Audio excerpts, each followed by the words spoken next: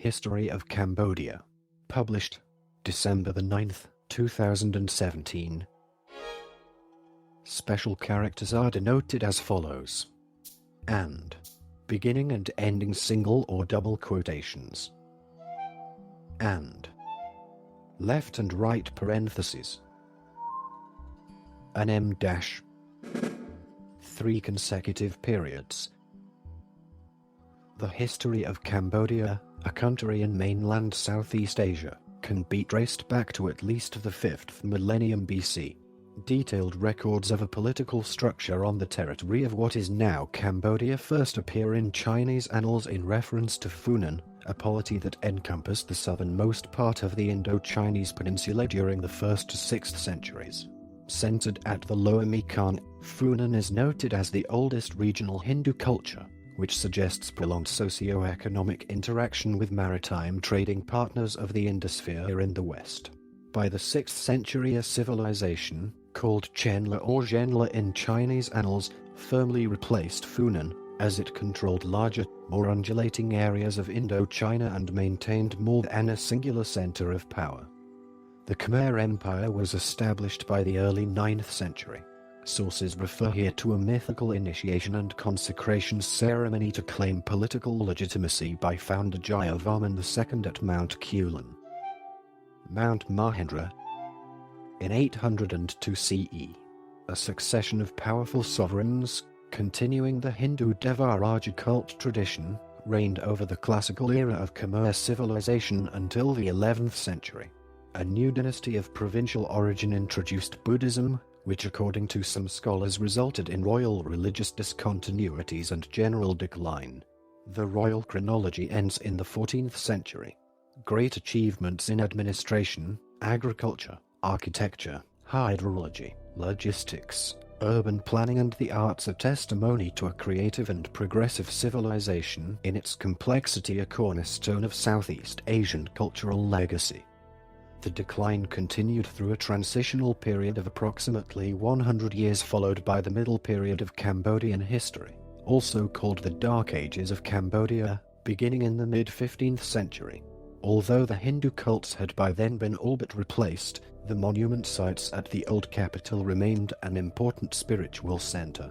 Yet since the mid-15th century the core population steadily moved to the east and, with brief exceptions, settled at the confluence of the Mekong and Tonle Sap rivers at Chaktamuk, Longvik and Udong. Maritime trade was the basis for a very prosperous 16th century. But, as a result, foreigners, Muslim Malays and Cham, Christian European adventurers and missionaries, increasingly disturbed and influenced government affairs. Ambiguous fortunes, a robust economy on the one hand and a disturbed culture and compromised royalty on the other were constant features of the Longvik era. By the 15th century, the Khmer's traditional neighbors, the Mon people in the west and the Cham people in the east had gradually been pushed aside or replaced by the resilient Siamese/Thai and Annamese/Vietnamese, respectively. These powers had perceived, understood and increasingly followed the imperative of controlling the lower Mekong basin as the key to control all Indochina. A weak Khmer kingdom only encouraged the strategists in attire. Later in Bangkok and in Huf, attacks on and conquests of Khmer royal residences left sovereigns without a ceremonial and legitimate power base. Interference in succession and marriage policies added to the decay of royal prestige. Udong was established in 1601 as the last royal residence of the Middle Period. The 19th century arrival of then technologically more advanced and ambitious European colonial powers with concrete policies of global control put an end to regional feuds and as Siam/Thailand, although humiliated and on the retreat, escaped colonization as a buffer state, Vietnam was to be the focal point of French colonial ambition. Cambodia, although largely neglected, had entered the Indo-Chinese Union as a perceived entity and was capable to carry and reclaim its identity and integrity into modernity. After 80 years of colonial hibernation, the brief episode of Japanese occupation during World War II, That coincided with the investiture of King Sihanouk was the opening act for the irreversible process towards re-emancipation and modern Cambodian history. The Kingdom of Cambodia 1953–70. Independent since 1953, struggled to remain neutral in a world shaped by polarization of the nuclear powers USA and Soviet Union. As the Indo-Chinese War escalates, Cambodia becomes increasingly involved. The Khmer Republic is one of the results in 1970, another is civil war. 1975, abandoned and in the hands of the Khmer Rouge, Cambodia endures its darkest hour. Democratic Kampuchea and its long aftermath of Vietnamese occupation, the People's Republic of Kampuchea and the UN mandate towards modern Cambodia since 1993. Part 1. Prehistory and Early History. Radiocarbon dating of a cave at La Ang Spien in Battambang Province, northwest Cambodia confirmed the presence of Hobinhian stone tools from 6000 to 7000 BC and pottery from 4200 BC. Starting in 2009, archaeological research of the Franco-Cambodian Prehistoric Mission has documented a complete cultural sequence from 71.000 years boron. 3. Phosphide 2. The Neolithic period in the cave. Finds since 2012 lead to the common interpretation that the cave contains the archaeological remains of a first occupation by hunter and gatherer groups, followed by Neolithic people with highly developed hunting strategies and stone tool making techniques, as well as highly artistic pottery making and design, and with elaborate social, cultural, symbolic and funerary practices. Skulls and human bones found at Samrong Sen in Kampong Chhnang province date from 1500 BC. Heng Sof 80. 2007. Has drawn comparisons between Samrong Sen and the circular earthwork sites of eastern Cambodia. These people may have migrated from southeastern China to the Indo-Chinese peninsula. Scholars trace the first cultivation of rice and the first bronze making in Southeast Asia to these people. 2010 examination of skeletal material from graves at Phum Sne in northwest Cambodia revealed an exceptionally high number of injuries, especially to the head, likely to have been caused by interpersonal violence. The graves also contain a quantity of swords and other offensive weapons used in conflict. The Iron Age period of Southeast Asia begins around 500 BC and lasts until the end of the Funan era, around 500 AD, as it provides the first concrete evidence for sustained maritime trade and socio-political interaction with India and South Asia. By the 1st century, settlers have developed complex, organized societies and a varied religious cosmology that required advanced spoken languages very much related to those of the present day. The most advanced groups lived along the coast and in the lower Mekong River Valley and the delta regions in houses on stilts where they cultivated rice, fished and kept domesticated animals. Part 2. Funan Kingdom. 1st century - 550.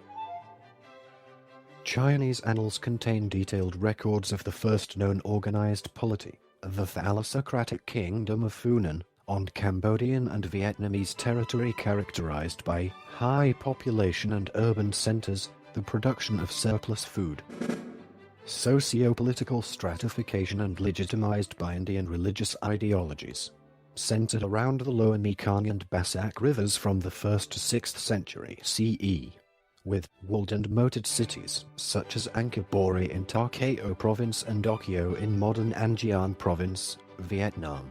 Early Funan was composed of loose communities, each with its own ruler, linked by a common culture and a shared economy of rice farming people in the hinterland and traders in the coastal towns, who were economically interdependent, as surplus rice production found its way to the ports.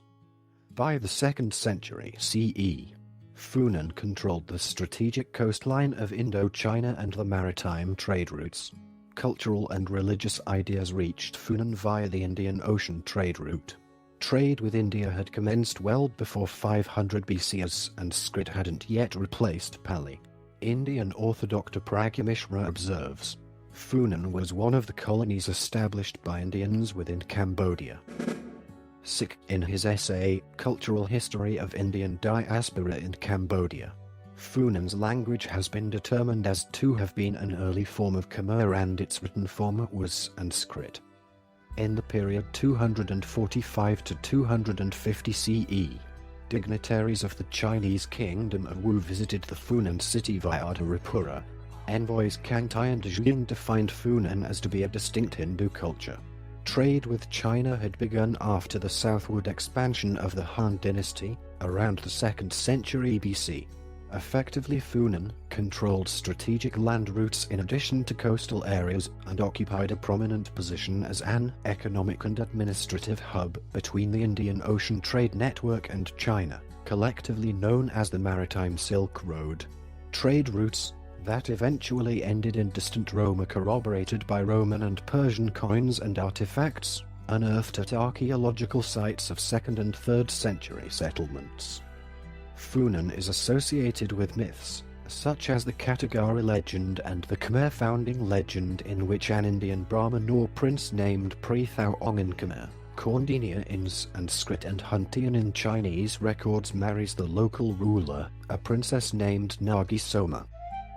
Lu Yi in Chinese records, thus establishing the first Cambodian royal dynasty. Scholars debate as to how deep the narrative is rooted in actual events and on Cordiania's origin and status. A Chinese document that underwent 4 alterations and a 3rd century epigraphic inscription of Kampa are the contemporary sources. Some scholars consider the story to be simply an allegory for the diffusion of Indic Hindu and Buddhist beliefs into ancient local cosmology and culture, whereas some historians dismiss it chronologically. Chinese annals report that Funan reached its territorial climax in the early 3rd century under the rule of King Fan Shiman, extending as far south as Malaysia and as far west as Burma. A system of mercantilism in commercial monopolies was established. Exports ranged from forest products to precious metals and commodities such as gold, elephants, ivory, rhinoceros horn, kingfisher feathers, wild spices like cardamom, lacquer, hides and aromatic wood. Under Fan Shiman, Funan maintained a formidable fleet and was administered by an advanced bureaucracy, based on a tribute-based economy that produced a surplus which was used to support foreign traders along its coasts and ostensibly to launch expansionist missions to the west and south. Historians maintain contradicting ideas about Funan's political status and integrity. Miriam T. Stark calls it simply Funan, Thephen of Funan, as an early state has been built largely by historians using documentary and historical evidence, and Michael Vickery remarks, nevertheless, it is unlikely that the several ports constituted a unified state, much less an empire. Other sources, though, imply imperial status. Vassal kingdoms spread to southern Vietnam in the east and to the Malay Peninsula in the west, and here we will look at 2 empires of this period, Funan and Srivijaya. The question of how Funan came to an end is in the face of almost universal scholarly conflict impossible to pin down. Chenla is the name of Funan's successor in Chinese annals, first appearing in 616 over 617 CE. Quote, the fall of Funan was not the result of the shifting of maritime trade route from the Malay Peninsula route to the Strait of Malacca starting from the 5th century CE. Rather, it suggests that the conquest of Funan by Zhenla was the exact reason for the shifting of maritime trade route in the 7th century CE, as Funan was indeed in decline caused by shifts in Southeast Asian maritime trade routes. Rulers had to seek new sources of wealth inland. By the end of the 5th century, international trade through Southeast Asia was almost entirely directed through the Strait of Malacca. Funan, from the point of view of this trade, had outlived its usefulness. Nothing in the epigraphical record authorizes such interpretations, and the inscriptions which retrospectively bridge the so-called Funan-Chenla transition do not indicate a political break at all. The archaeological approach to and interpretation of the entire early historic period is considered to be a decisive supplement for future research. The Lower Mekong Archaeological Project focuses on the development of political complexity in this region during the early historic period. LOMAP survey results of 2003 to 2005, for example, have helped to determine that the region's importance continued unabated throughout the pre-Angkorian period, and that at least 3 surveyed areas bear Angkorian period dates and suggest the continued importance of the delta. Part 3. Chenla Kingdom, 6th century - 802. The history of the Chinese Sui dynasty contains records that a state called Chenla sent an embassy to China in 616 or 617 CE. It says that Chenla was a vassal of Funan, but under its ruler Citrasena Mahendravarman conquered Funan and gained independence. Most of the Chinese recordings on Chenla, including that of Chenla conquering Funan, have been contested since the 1970s, as they are generally based on single remarks in the Chinese annals, as author Claude Jacques emphasized the very vague character of the Chinese terms Funan and Chenla, while more domestic epigraphic sources become available. Claude Jacques summarizes, very basic historical mistakes have been made because the history of pre-Angkorian Cambodia was reconstructed much more on the basis of Chinese records than on that of Cambodian inscriptions, and as new inscriptions were discovered, researchers preferred to adjust the newly discovered facts to the initial outline rather than to call the Chinese reports into question. The notion of Chenla's center being in modern Laos has also been contested. All that is required is that it be inland from Funan. The most important political record of pre-Angkor Cambodia, the inscription K53 from Ba Phnom, dated AD 667, does not indicate any political discontinuity, either in royal succession of kings Rudra-Varman, Bava-Varman I, Mahendravarman Citrasena, Izana-Varman, and Jaya-Varman I, or in the status of the family of officials who produced the inscription. Another inscription of a few years later, K44, 674 AD, commemorating a foundation in Kampot province under the patronage of Jayavarman I, refers to an earlier foundation in the time of King Rudra-Varma, presumably Rudra-Varman of Funan, and again there is no suggestion of political discontinuity. The history of the Tang asserts that shortly after 706 the country was split into land Chenla and water Chenla. The names signify a northern and a southern half, which may conveniently be referred to as Upper and Lower Chenla. By the late 8th century, Water Chenla had become a vassal of the Sailendra dynasty of Java. The last of its kings was killed and the polity incorporated into the Javanese monarchy around AD 790. Land Chenla acquired independence under Jayavarman II in 802 CE. The Khmers, vassals of Funan, reached the Mekong River from the northern Menem River via the Mund River Valley. Chenla, their first independent state, developed out of Funinese influence. Ancient Chinese records mention two kings, Shritavarman and Srishthavarman, who ruled at the capital Srishtapura, located in modern-day southern Laos. The immense influence on the identity of Cambodia to come was wrought by the Khmer kingdom of Bavapura, in the modern-day Cambodian city of Kampong Thom. Its legacy was its most important sovereign, Ishinavarman, who completely conquered the kingdom of Funan during 612 to 628. He chose his new capital at the Sambor Prakuk, naming that Ishinapura. Part 4. Khmer Empire, 802-1431. The 6 centuries of the Khmer Empire are characterized by unparalleled technical and artistic progress and achievements, political integrity and administrative stability. The empire represents the cultural and technical apogee of the Cambodian and Southeast Asian pre-industrial civilization. The Khmer Empire was preceded by Chenla, a polity with shifting centers of power, which was split into land Chenla and water Chenla in the early 8th century. By the late 8th century, Water Chenla was absorbed by the Malays of the Srivijaya Empire and the Javanese of the Shailandra Empire and eventually incorporated into Java and Srivijaya. Jayavarman II, ruler of land Chenla, initiates a mythical Hindu consecration ceremony at Mount Kulan.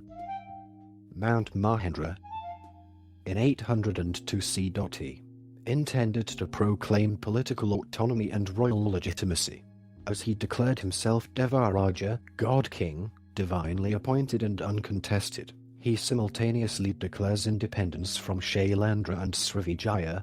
He established Hariharalaya, the first capital of the Angorian area near the modern town of Rulaos.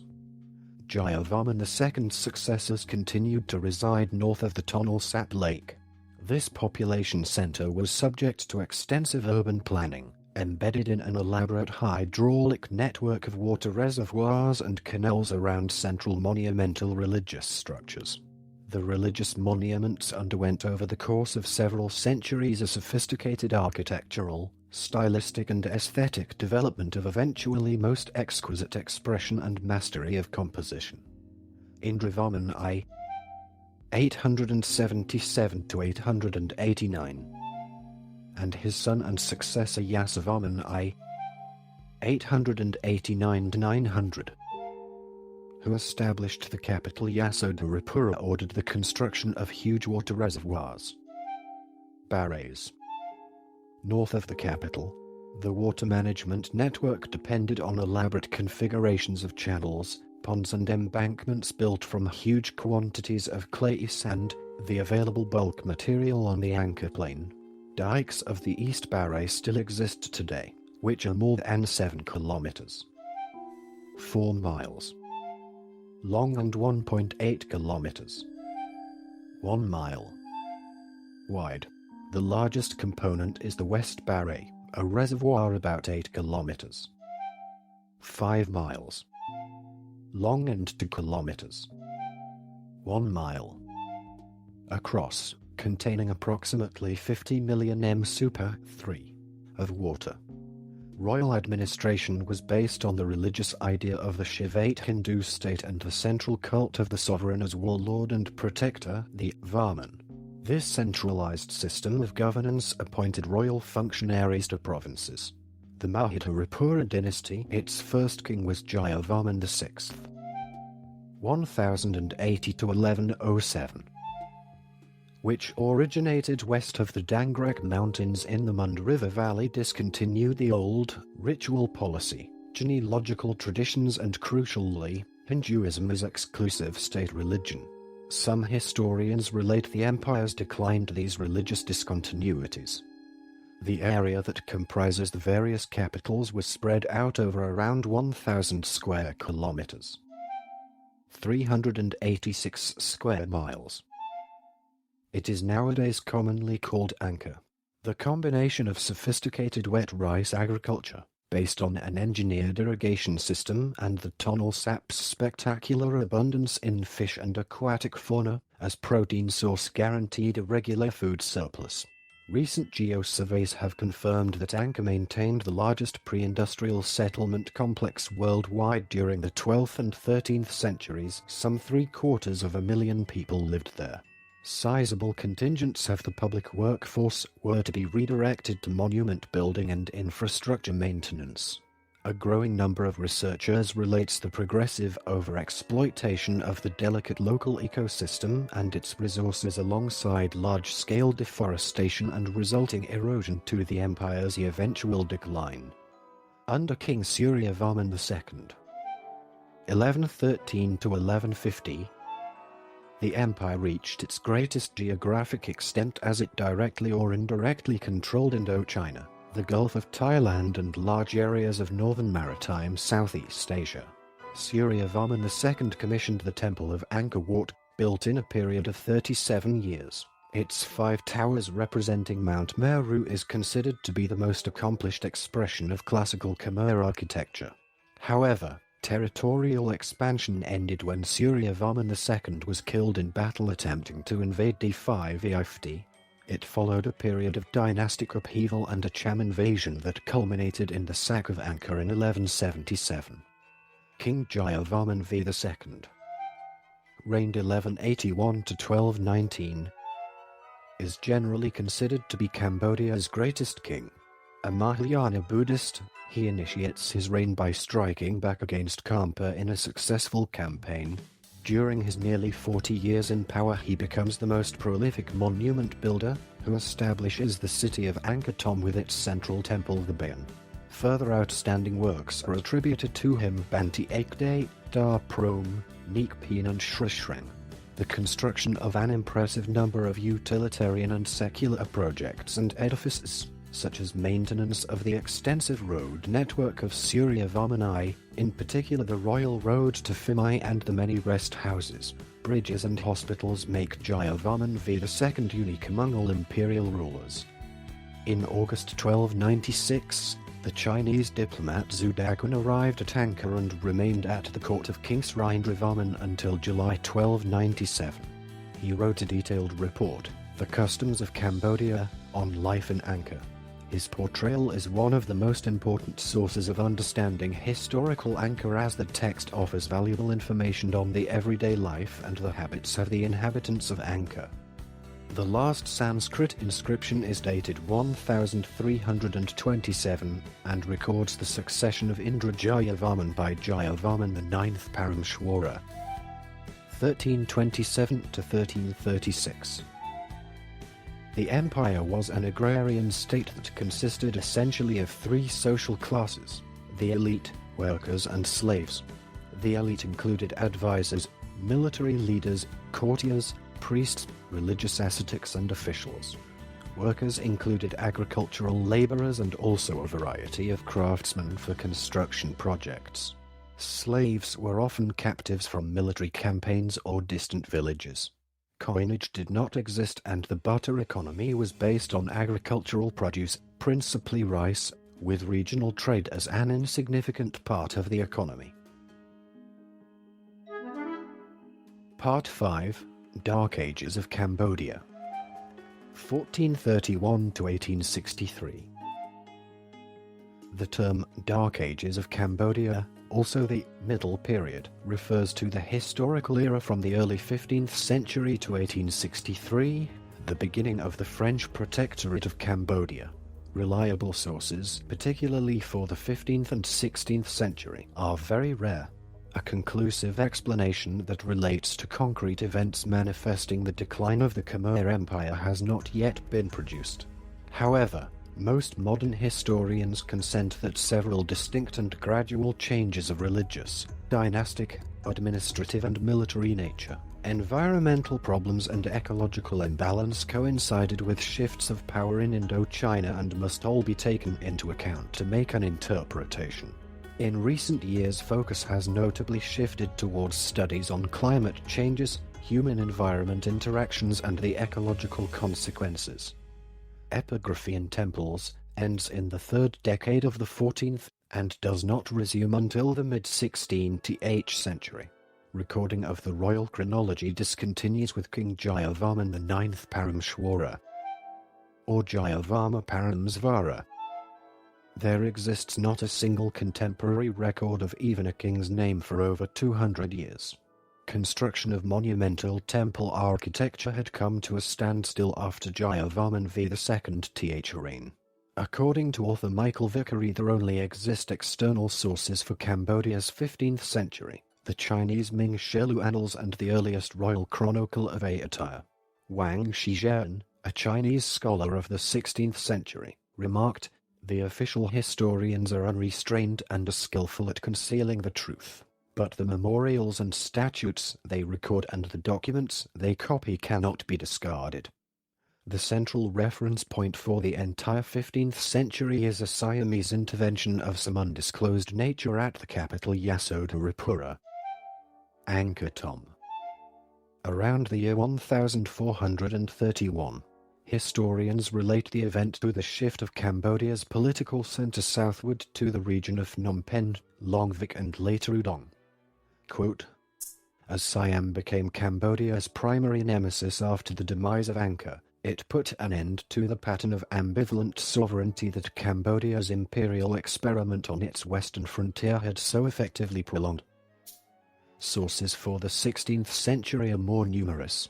The kingdom is centered at the Mekong, prospering as an integral part of the Asian maritime trade network, via which the first contact with European explorers and adventurers does occur. Wars with the Siamese result in loss of territory and eventually the conquest of the capital Long Vic in 1594. The Vietnamese on their southward march reach Prey Noka/Saigon at the Mekong Delta in the 17th century. This event initiates the slow process of Cambodia losing access to the seas and independent marine trade. Siamese and Vietnamese dominance intensified during the 17th and 18th century, resulting in frequent displacements of the seat of power as the Khmer royal authority decreased to the state of a vassal. In the early 19th century, with dynasties in Vietnam and Siam firmly established, Cambodia was placed under joint suzerainty, having lost its national sovereignty. British agent John Crawford states, "The king of that ancient kingdom is ready to throw himself under the protection of any European nation to save Cambodia from being incorporated into Vietnam and Siam. King Ang Duong agreed to colonial France's offers of protection, which took effect with King Norodom Promber Iraq signing and officially recognizing the French protectorate on the 11th of August 1863. Part 6. French Colonial Period 1863 to 1953. In 1863, King Norodom signed an agreement with the French to establish a protectorate over his kingdom. The state gradually came under French colonial rule. During World War II, the 1940-41 Franco-Thai War left the French Indo-Chinese colonial authorities in a position of weakness.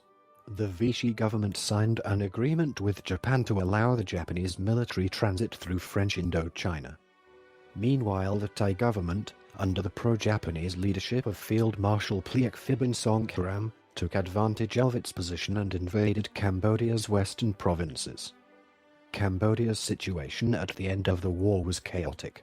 The Free French, under General Charles de Gaulle, were determined to recover Indochina, though they offered Cambodia and the other Indo-Chinese protectorates a carefully circumscribed measure of self-government. Convinced that they had a civilizing mission, they envisioned Indochina's participation in a French union of former colonies that shared the common experience of French culture. Part 7. Administration of Sihanouk 1953-70. On the 9th of March 1945, during the Japanese occupation of Cambodia, young King Norodom Sihanouk proclaimed an independent kingdom of Kampuchea, following a formal request by the Japanese. Shortly thereafter, the Japanese government nominally ratified the independence of Cambodia and established a consulate in Phnom Penh. The new government did away with the Romanization of the Khmer language that the French colonial administration was beginning to enforce and officially reinstated the Khmer script. This measure taken by the short-lived governmental authority would be popular and long-lasting, for since then no government in Cambodia has tried to Romanize the Khmer language again. After Allied military units entered Cambodia, the Japanese military forces present in the country were disarmed and repatriated. The French were able to reimpose the colonial administration in Phnom Penh in October the same year. Sihanouk's Royal Crusade for Independence resulted in grudging French acquiescence to his demands for a transfer of sovereignty. A partial agreement was struck in October 1953. Sihanouk then declared that independence had been achieved and returned in triumph to Phnom Penh. As a result of the Geneva Conference on Indochina, Cambodia was able to bring about the withdrawal of the Viet Minh troops from its territory and to withstand any residual impingement upon its sovereignty by external powers. Neutrality was the central element of Cambodian foreign policy during the 1950s and 1960s. By the mid-1960s, parts of Cambodia's eastern provinces were serving as bases for North Vietnamese Army and National Liberation Front (NVA/NLF) forces operating against South Vietnam, and the port of Sihanoukville was being used to supply them. As NVA/VC activity grew, the United States and South Vietnam became concerned, and in 1969, the United States began a 14-month-long series of bombing raids targeted at NVA/VC elements, contributing to destabilization. The bombing campaign took place no further than 10, and later 20 miles. 32 kilometers. Inside the Cambodian border, areas where the Cambodian population had been evicted by the NVA, Prince Sihanouk, fearing that the conflict between Communist North Vietnam and South Vietnam might spill over to Cambodia, publicly opposed the idea of a bombing campaign by the United States along the Vietnam-Cambodia border and inside Cambodian territory. However, Peter Rodman claimed, Prince Sihanouk complained bitterly to us about these North Vietnamese bases in his country and invited us to attack them.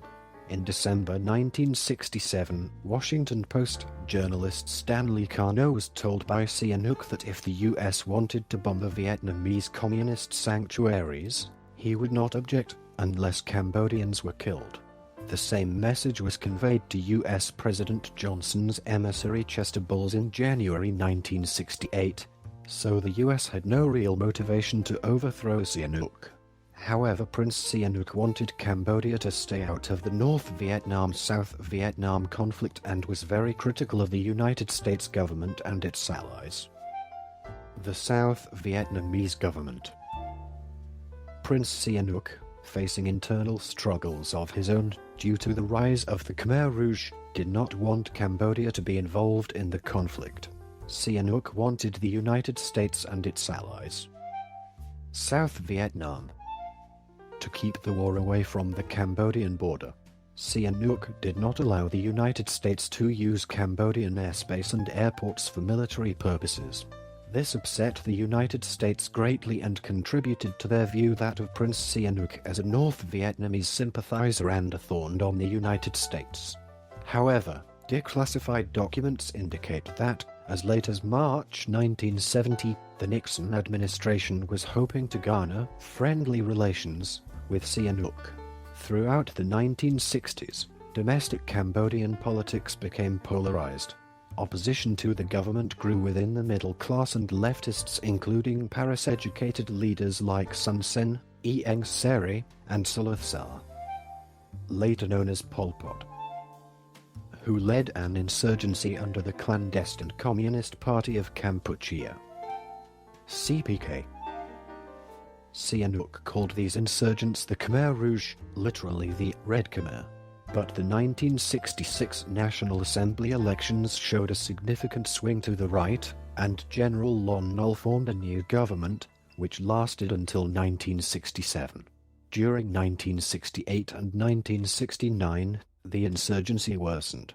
However, members of the government and army, who resented Sihanouk's ruling style as well as his tilt away from the United States, did have a motivation to overthrow him. Part 8, Khmer Republic and the War. 1970–75. While visiting Beijing in 1970, Sihanouk was ousted by a military coup led by Prime Minister General Lon Nol and Prince Siso Wathsirik Matak in the early hours of the 18th of March 1970. Despite Sihanouk's allegations, there is no evidence that this coup was planned by the United States Central Intelligence Agency. However, as early as the 12th of March 1970, the CIA station chief told Washington that based on communications from Sirik Matak, Lon Nol's cousin, that the Cambodian army was ready for a coup. Lon Nol assumed power after the military coup and immediately allied Cambodia with the United States. Sun Gok Than, an opponent of Pol Pot, announced his support for the new government. On the 9th of October, the Cambodian monarchy was abolished, and the country was renamed the Khmer Republic. The new regime immediately demanded that the Vietnamese communists leave Cambodia. Hanoi rejected the new republic's request for the withdrawal of NVA troops. In response, the United States moved to provide material assistance to the new government's armed forces, which were engaged against both CPK insurgents and NVA forces. The North Vietnamese and Viet Cong forces, desperate to retain their sanctuaries and supply lines from North Vietnam, immediately launched armed attacks on the new government. The North Vietnamese quickly overran large parts of eastern Cambodia, reaching to within 15 miles, 24 kilometers, of Phnom Penh. The North Vietnamese turned the newly won territories over to the Khmer Rouge. The king urged his followers to help in overthrowing this government, hastening the onset of civil war. In April 1970, U.S. President Richard Nixon announced to the American public that U.S. and South Vietnamese ground forces had entered Cambodia in a campaign aimed at destroying NVA base areas in Cambodia.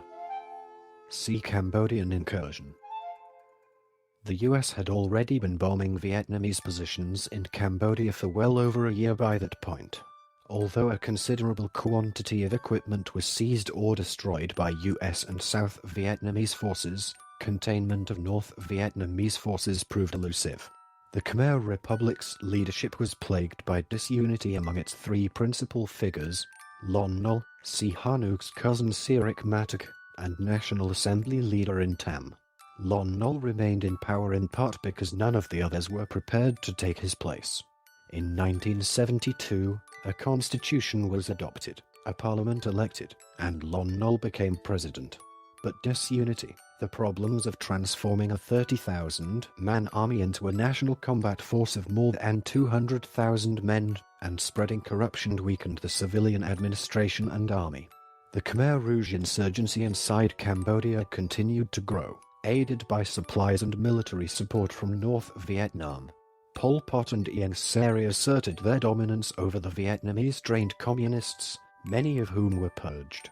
At the same time, the Khmer Rouge (CPK) forces became stronger and more independent of their Vietnamese patrons. By 1973, the CPK were fighting battles against government forces with little or no North Vietnamese troop support, and they controlled nearly 60% of Cambodia's territory and 25% of its population. The government made 3 unsuccessful attempts to enter into negotiations with the insurgents, but by 1974, the CPK was operating openly as divisions, and some of the NVA combat forces had moved into South Vietnam. Lon Nol's control was reduced to small enclaves around the cities and main transportation routes. More than 2 million refugees from the war lived in Phnom Penh and other cities. On New Year's Day 1975, communist troops launched an offensive which, in 117 days of the hardest fighting of the war, caused the collapse of the Khmer Republic. Simultaneous attacks around the perimeter of Phnom Penh pinned down Republican forces, while other CPK units overran fire bases controlling the vital Lower Mekong resupply route. Thus funded airlift of ammunition and rice ended when Congress refused additional aid for Cambodia. The Lon Nol government in Phnom Penh surrendered on the 17th of April 1975, just 5 days after the US mission evacuated Cambodia. The relationship between the massive carpet bombing of Cambodia by the United States and the growth of the Khmer Rouge, in terms of recruitment and popular support, has been a matter of interest to historians. Some historians have cited the US intervention and bombing campaign, spanning 1965 to 1973, as a significant fact leading to increased support of the Khmer Rouge among the Cambodian peasantry. However, Pol Pot biographer David Chandler argues that the bombing had the effect the Americans wanted. It broke the communist encirclement of Phnom Penh. Peter Rodman and Michael Lind claimed that the US intervention saved Cambodia from collapse in 1970 and 1973. Craig Etchison agreed that it was untenable to assert that US intervention caused the Khmer Rouge victory while acknowledging that it may have played a small role in boosting recruitment for the insurgents. William Shawcross, however, wrote that the US bombing and ground incursion plunged Cambodia into the chaos Sihanouk had worked for years to avoid. The Vietnamese intervention in Cambodia, launched at the request of the Khmer Rouge, has also been cited as a major factor in their eventual victory, including by Shawcross. Vietnam later admitted that it played a decisive role in their seizure of power. China armed and trained the Khmer Rouge during the Civil War and continued to aid them years afterward. Part 9. Democratic Kampuchea. Khmer Rouge era 1975 to 79. Immediately after its victory, the CPK ordered the evacuation of all cities and towns, sending the entire urban population into the countryside to work as farmers, as the CPK was trying to reshape society into a model that Pol Pot had conceived. The new government sought to completely restructure Cambodian society. Remnants of the old society were abolished and religion was suppressed. Agriculture was collectivized, and the surviving part of the industrial base was abandoned or placed under state control. Cambodia had neither a currency nor a banking system. Democratic Kampuchea's relations with Vietnam and Thailand worsened rapidly as a result of border clashes and ideological differences. While communist, the CPK was fiercely nationalistic, and most of its members who had lived in Vietnam were purged. Democratic Kampuchea established close ties with the People's Republic of China, and the Cambodian-Vietnamese conflict became part of the Sino-Soviet rivalry, with Moscow backing Vietnam. Border clashes worsened when the Democratic Kampuchea military attacked villages in Vietnam. The regime broke off relations with Hanoi in December 1977, protesting Vietnam's alleged attempt to create an Indochina Federation. In mid-1978, Vietnamese forces invaded Cambodia, advancing about 30 miles, 48 kilometers, before the arrival of the rainy season. The reasons for Chinese support of the CPK was to prevent a pan-Indochina movement and maintain Chinese military superiority in the region. The Soviet Union supported a strong Vietnam to maintain a second front against China in case of hostilities and to prevent further Chinese expansion. Since Stalin's death, relations between Mao-controlled China and the Soviet Union had been lukewarm at best. In February to March 1979, China and Vietnam would fight the brief Sino-Vietnamese War over the issue. In December 1978, Vietnam announced the formation of the Kampuchean United Front for National Salvation, KUFNS, under Heng Samrin, a former DK Division commander. It was composed of Khmer communists who had remained in Vietnam after 1975 and officials from the eastern sector, like Heng Samrin and Hun Sen, who had fled to Vietnam from Cambodia in 1978. In late December 1978, Vietnamese forces launched a full invasion of Cambodia, capturing Phnom Penh on the 7th of January 1979 and driving the remnants of Democratic Kampuchea's army westward toward Thailand. Within the CPK, the Paris-educated leadership, Pol Pot, Ieng Sary, Nuon Chi, and Sun Sen, were in control. A new constitution in January 1976 established Democratic Kampuchea as a communist people's republic, and a 250-member Assembly of the Representatives of the People of Kampuchea, PRA, was selected in March to choose the collective leadership of a state presidium, the chairman of which became the head of state. Prince Sihanouk resigned as head of state on the 4th of April. On the 14th of April, after its first session, the PRA announced that Khieu Samphan would chair the state presidium for a 5-year term. It also picked a 15-member cabinet headed by Pol Pot as prime minister. Prince Sihanouk was put under virtual house arrest. Part 9. Democratic Kampuchea Chapter 1.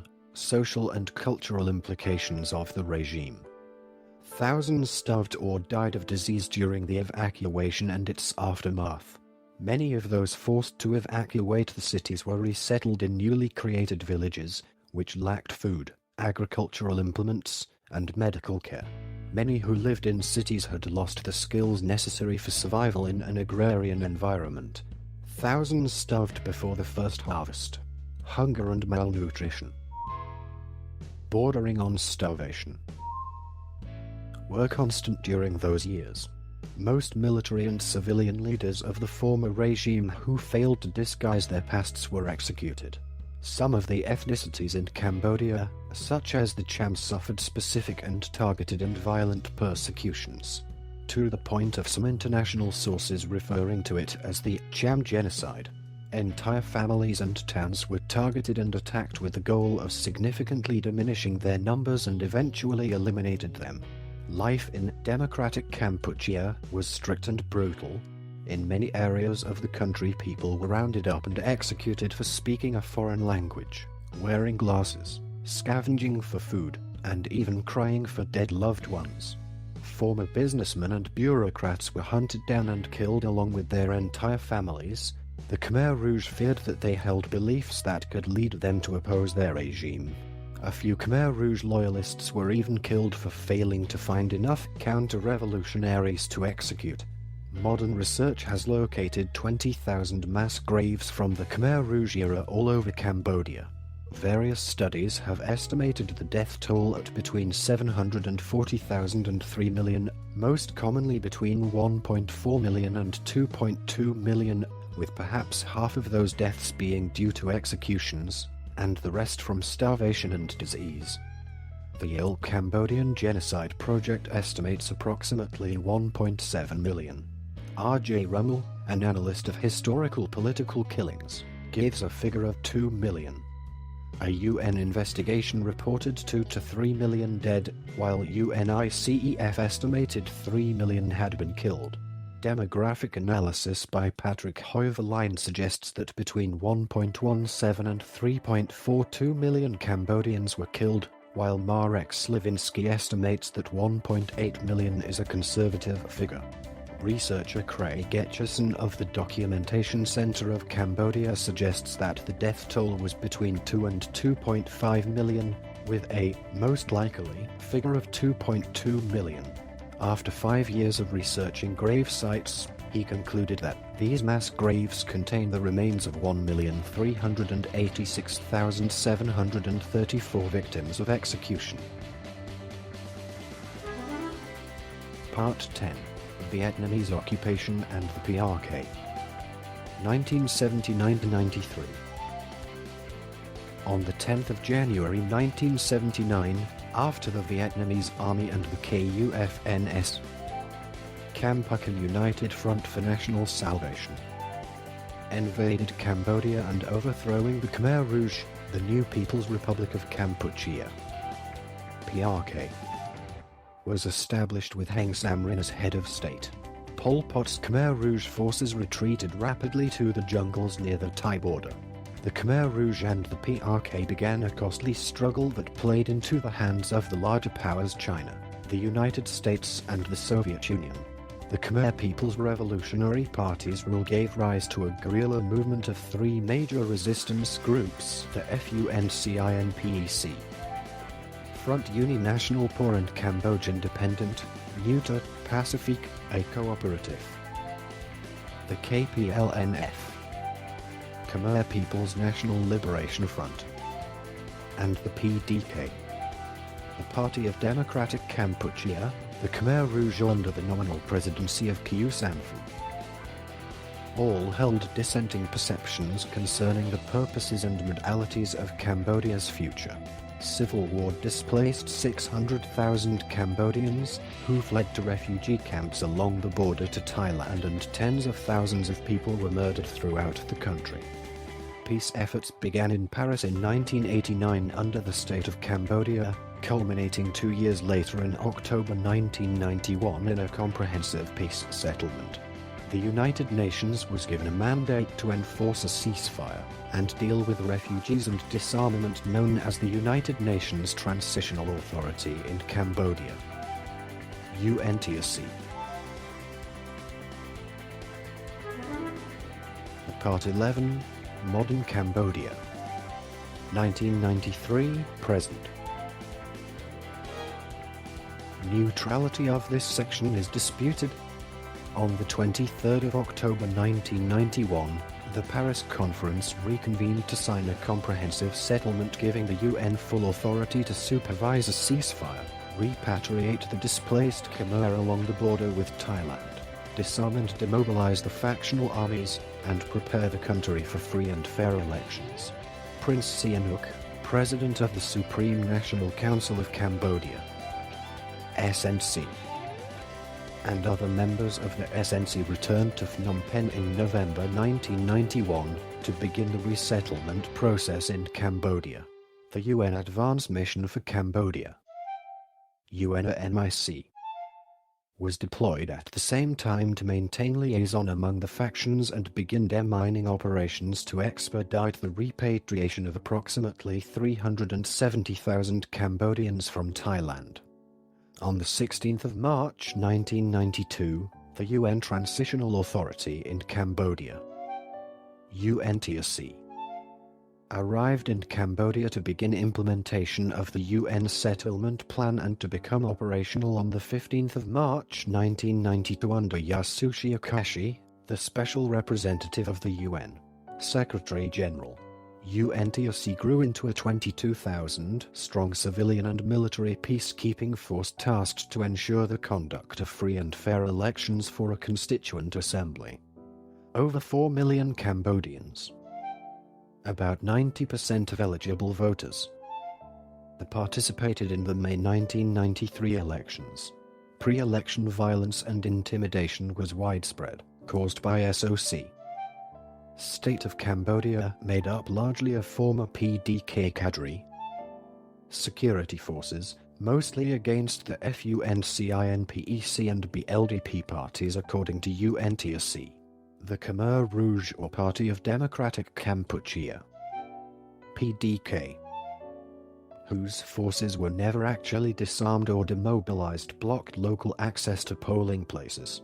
Prince Ranieridas, son of Norodom Sihanouk, Royalist Phun Sen Pech Party was the top vote recipient with 45.5% of the vote, followed by Hun Sen's Cambodian People's Party and the Buddhist Liberal Democratic Party, respectively.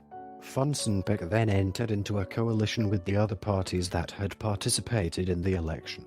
A coalition government resulted between the Cambodian People's Party and FUNCINPEC, with two co-prime ministers, Hun Sen, since 1985 the prime minister in the communist government, and Norodom Rinnerid. The parties represented in the 120-member assembly proceeded to draft and approve a new constitution, which was promulgated the 24th of September 1993. It established a multi-party liberal democracy in the framework of a constitutional monarchy, with the former Prince Sihanouk elevated to king. Prince Rinnerid and Hun Sen became first and second prime ministers, respectively, in the Royal Cambodian government. RGC.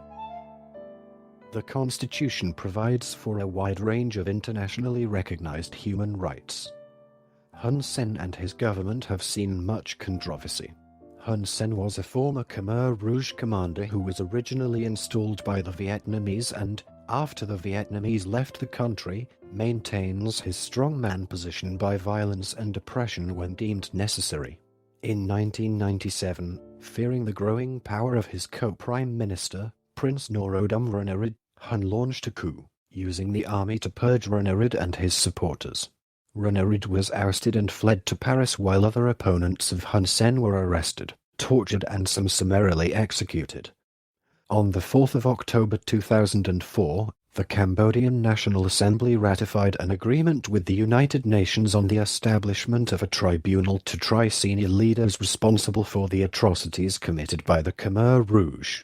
International donor countries have pledged a $43 million share of the three-year tribunal budget as Cambodia contributes $13.3 million.